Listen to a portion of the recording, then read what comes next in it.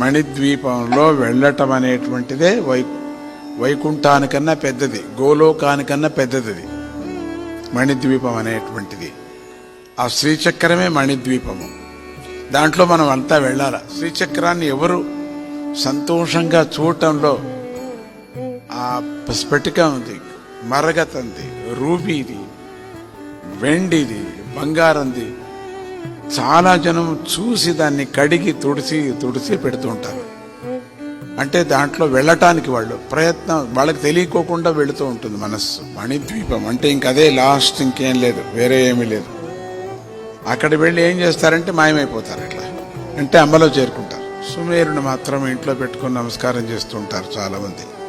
ఎప్పుడో మనసు ఉన్నప్పుడు నీళ్లు పోసి దానికి కుంకుమ పెట్టి అమ్మలాగా, ఎందుకంటే అది జగత్తు, అక్కడ ఏ రూపము లేదు కదా, రూపమైన డయాగ్నేషన్ అంతా, మొత్తం ప్రపంచమంతా